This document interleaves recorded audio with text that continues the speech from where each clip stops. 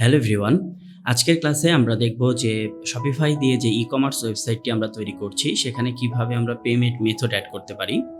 কমার্সের সময় আমরা দেখেছিলাম যে পেপাল, স্ট্রাইপ, টু চেকআউট এবং বাংলাদেশি পেমেন্ট গেটওয়ে হিসেবে রকেট, তারপরে নগদ, এরপরে উপায় এগুলা কিভাবে ব্যবহার করতে হয়। এছাড়া আমরা দেখেছিলাম যে এসএসএল কমার্স কিভাবে একটি কমার্স ওয়েবসাইটে ইন্টিগ্রেট করতে হয়। তো আজকের লেসনে আমরা শপিফাইয়ে কিভাবে পেমেন্ট মেথড অ্যাড করতে হয় এবং শপিফাই বাই ডিফল্ট আমাদেরকে কোন কোন পেমেন্ট মেথড অ্যাড করার ফ্যাসিলিটি দিচ্ছে সেই বিষয়গুলো আমরা আজকের লেসনে দেখব।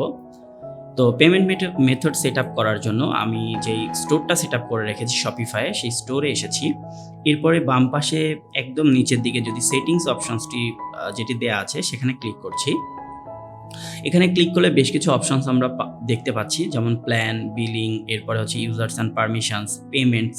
তো আমাদের এই মুহূর্তে যেটা নিয়ে কাজ করতে হবে সেটা হচ্ছে পেমেন্টস। তো আমরা তাহলে পেমেন্টস এই জায়গাটাতে ক্লিক করছি।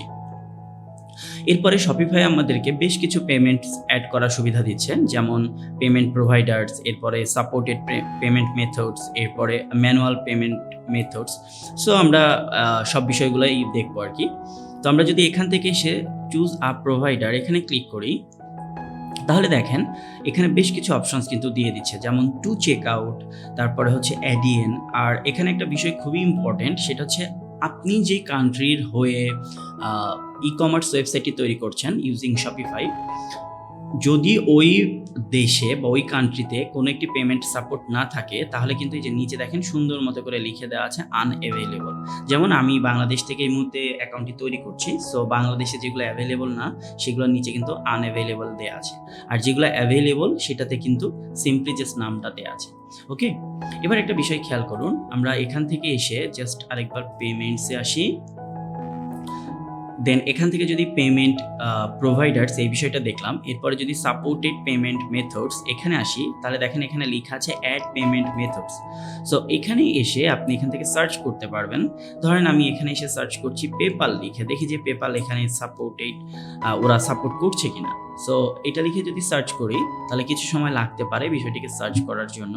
সো আমরা একটু ওয়েট করি, দেখি যে পেপালটা পাচ্ছে কিনা, বা পেপাল ছাড়া যদি পেপাল না পাই তাহলে স্ট্রাইপ আছে, টু চেকআউট আছে, আমরা চাইলে সেগুলো লিখেও সার্চ করতে পারি। সো আমরা দেখতে পাচ্ছি যে এখানে পেপাল নামে কিছু দেখাচ্ছে না, কোনো প্রবলেম নাই। সো একটু ওয়েট করলে দেখবেন যে ওরাই দিয়ে দিচ্ছে যে এখানে আপনি কোন কোন অপশনসগুলো আসলে খুঁজে পেতে পারেন সে বিষয়টা কিন্তু ওরাই আপনাকে দিয়ে দিচ্ছে।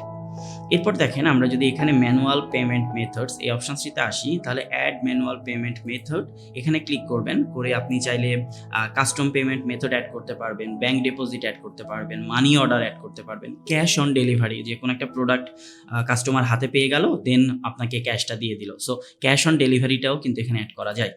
তো আমরা যদি একটু পেমেন্ট প্রোভাইডার্স এই অপশনসটিতে আবার ফেরত আসি এবং এখান থেকে লেটসে আমরা টু চেক আউট এটাকে সেট আপ করতে চাই, তাহলে সিম্পলি এই লিঙ্কের উপরে ক্লিক করতে হবে। যখন আপনি যে পেমেন্ট মেথডটা সেট আপ করবেন ওই লিঙ্কের উপরে ক্লিক করবেন, তখন এখানে আপনাকে একটা সেট আপ ইনস্ট্রাকশন দিয়ে দিবে। যেমন আমরা যদি টু চেক আউট এটা পেমেন্ট মেথড হিসাবে সেট করতে চাই, তাহলে আমাদেরকে এই 10টা স্টেপ ফলো করতে হবে। এবং খুবই মজার বিষয় হচ্ছে যে ওরাই আপনাকে বলে দিচ্ছে যে কোন স্টেপের পর কোন স্টেপে যেতে হবে। যেমন প্রথমে বলছে কি যে টু চেক আউটে একটা অ্যাকাউন্ট ক্রিয়েট করতে হবে, তাহলে এটা ক্লিকেবল, এটা একটি লিঙ্ক। সো এই লিঙ্কে যাবেন, যাওয়ার পরে এখানে সাইন আপ ফর ফ্রি এটাতে ক্লিক করবেন। করার পরে এই যে দেখেন লিখে দেওয়া আছে যে কোন অপশনসগুলোতে যেতে হবে। সো সব কিছু ডান করার পরে এখানে অ্যাক্টিভেট টু চেক আউট এটাতে ক্লিক করবেন। করলে আপনার এই শপিফাই স্টোরে টু চেক আউট অ্যাকাউন্টটি সেট আপ হয়ে যাবে। সো আশা করি আমি আপনাদেরকে আজকের ক্লাসে দেখাতে পেরেছি যে কিভাবে টু চেক আউট আপনি আপনার একটি ই-কমার্স ওয়েবসাইটে সেট আপ করতে পারবেন।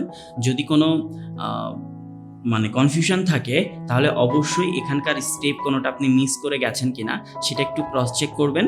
আশা করি যদি কোনো স্টেপ মিস না করেন তাহলে আপনি খুব সাকসেসফুলি টু চেক আউটে অ্যাকাউন্ট ক্রিয়েট করতে পারবেন এবং সেটিকে আপনার শপিফাই স্টোরের সাথে ইন্টিগ্রেট করতে পারবেন।